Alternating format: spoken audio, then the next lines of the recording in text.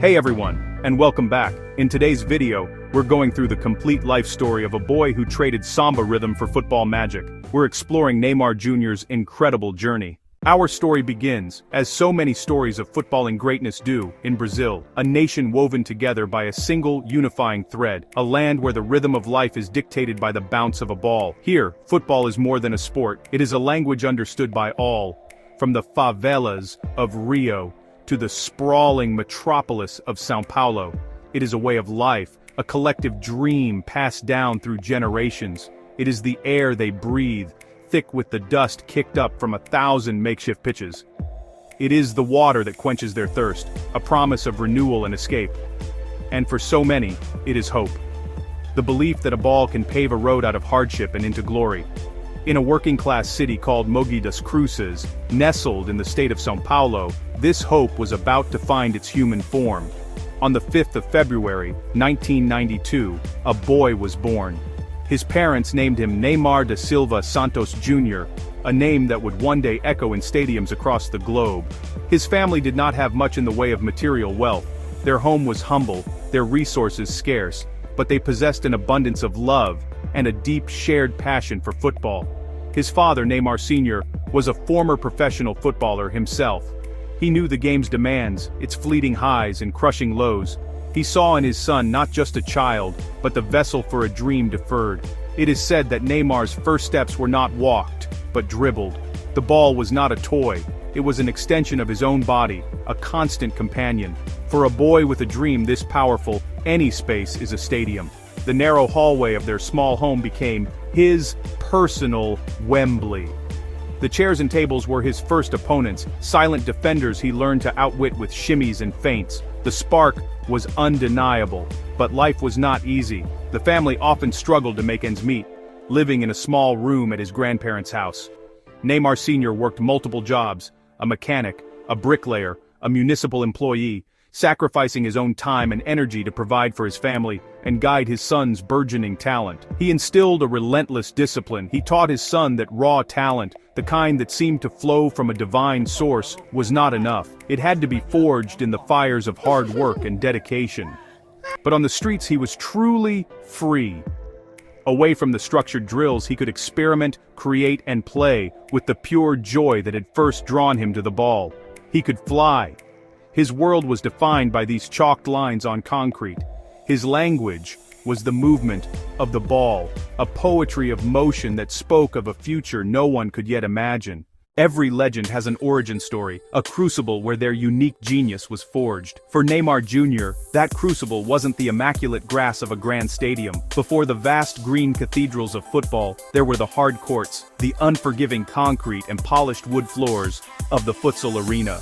This was his first school, his first stage. It's a world away from the open plains of a football pitch, a pressure cooker of noise, speed, and raw technique. Here, in the chaotic, confined world of futsal, a young Neymar learned his magic. The game is fundamentally different. The ball is smaller and heavier, with less bounce. It clings to the foot, demanding a more intimate and precise relationship. The playing area is a fraction of the size of a football pitch, meaning space and time are compressed luxuries. Defenders are never more than a step away. This environment forces a player to think, to see, and to act at lightning speed. It's a relentless test of close control, balance, and cognitive agility.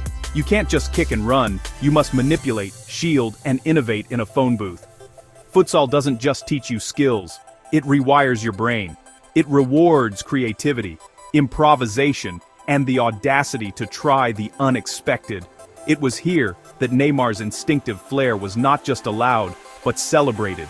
So when he finally stepped onto the grass of a full-size pitch, the game seemed to slow down just for him.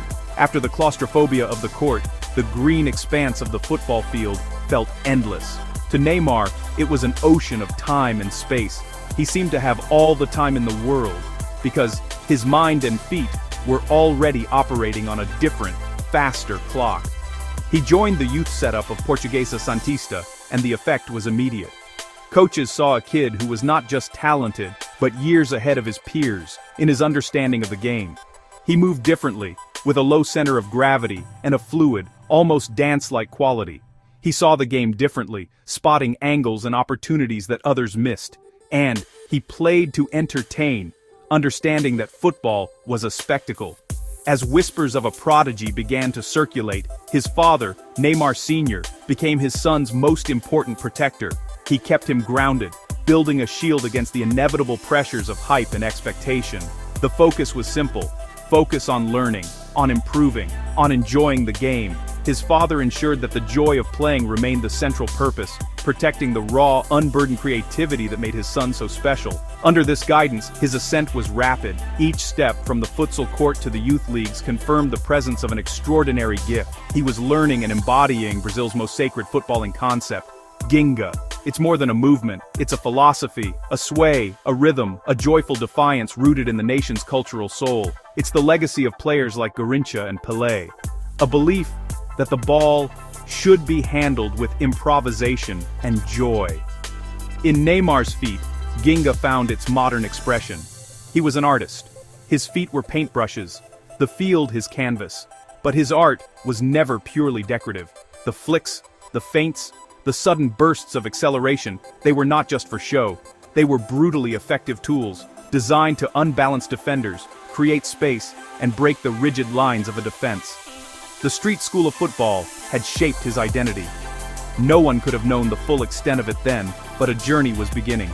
A journey that would take this small boy, with his quick feet and wide, infectious smile, from the concrete courts of São Vicente to the very center of the footballing world. He was destined to capture its imagination. The name Santos FC is legendary in Brazil, the club of Pelé, a club of kings. At 11, Neymar joined Santos. His reputation preceded him, a once-in-a-generation talent, rising with astonishing speed. His skills went viral. Brazil, and then the world, started talking. At 17, he made his Santos debut under immense pressure. He thrived, confident, electrifying, decisive. He became their hero, their prince. He led a new golden era, talisman and focal point. He helped win the Brazilian Cup. He led Santos to the 2011 Libertadores, their first since Pelé. He scored in the final, and was named best player. From promise to superstar, icon of a nation. Europe called, a decision loomed, to leave home and test himself. The Santos chapter was glorious, but it was closing. The next stage awaited. In 2013, Neymar chose Spain. He chose FC Barcelona. He joined a legendary team, one built around Lionel Messi. Europe was more tactical, more physical. He had to adapt. He searched for his place, earning trust, proving he belonged. In 2014, Luis Suárez arrived. With Messi and Neymar, MSN was born. Instant chemistry. No ego, just a shared desire to win and create beauty. They complemented each other perfectly. The pinnacle, Barcelona won everything. League, the Cup, under the Champions League. Neymar scored in the quarterfinal, the semi-final, and the final. He was not just Messi's support, he was a global superstar, a new home, a new family, a new level of success. And yet, another choice approached. What comes after conquering Europe? In the summer of 2017, the world was stunned. Neymar left Barcelona for PSG, €222 million, an earthquake in football. PSG's intent was clear: conquer Europe, with Neymar leading. For Neymar, it was a gamble, to be the main man, to chase the Ballon d'Or. In France, he dominated, moments of breathtaking skill. But expectations were sky high, the Champions League or bust. Close, but heartbreak. Every failure magnified, every success expected. A recurring theme: injury. In 2018, a fractured metatarsal required surgery. He made Russia, but not at his peak. The shadow lingered. Recovery is a grind, pain and frustration. The mental battle is as tough as the physical. Behind headlines, hours of work. A man desperate to play. Each time he returned, the magic sparked. Run, pass, goal. But the cycle stole rhythm and precious years. A brilliant athlete, battling the limits of his own body. To be Neymar is to live under a microscope, a relentless, unforgiving lens where every action on and off the pitch is dissected, discussed, and judged. From the moment he was anointed Brazil's next great hope, the weight of a nation's expectations settled upon his shoulders. A burden carried by few. Every step forward was met with scrutiny. Every misstep amplified into a global headline. This intense focus created a deeply polarizing figure. He was accused of diving, of theatrics that betrayed the spirit of the game. Yet statistics show he is one of the most relentlessly fouled players in modern football. For his defenders, his reactions were a necessary, if dramatic, form of self-preservation. For his critics, they were a stain on his talent. The result was a constant tug-of-war for public opinion, loved by many, disliked by many, but ignored by none. In the hyper-connected social media era, this polarization intensified. Every post became news, every comment a controversy. Off-field mistakes, high-profile disputes, and protracted legal battles sometimes threatened to overshadow his on-field brilliance, painting a complex and often contradictory portrait of the man. But away from the noise, a different story unfolds. In 2014, he opened the Instituto Projeto Neymar Júnior in Praia Grande, the very neighborhood that shaped him. It was a promise fulfilled, a tangible investment in the community he came from. The institute offers far more than football. It provides education, healthcare, language classes, and technology training, a safe space for thousands of children and their families to learn, play, and dream. When he visits, the global superstar disappears. He plays, he listens, he connects, giving back opportunities and resources he never had as a child, and his efforts extend beyond his own foundation. He consistently lends his support to wider social and health causes, using his immense platform to amplify messages of hope and change. Today, his journey has taken him from the dusty streets of Mogi des Cruzes to the grandest stadiums in Europe and the Middle East. He has won league titles and the Champions League, scored hundreds of goals, and led Brazil with immense pride, becoming his country's all-time leading goal scorer. Now a seasoned professional, the explosive pace may have tempered, but the capacity for breathtaking genius remains, a flash of brilliance that can change a game in an instant. His career has been a whirlwind of incredible highs and painful lows, of public adoration and harsh criticism. But through it all, the one constant has been his profound love for the ball. The Ginga remains. It's more measured now, more knowing, but the pure, unadulterated joy of play is still there, a whisper of the boy from Mogi das Cruzes. Perhaps his true, lasting legacy lives not in the trophy cabinets, but in the millions of kids who try his moves in their homes and on their streets, inspired by his creativity.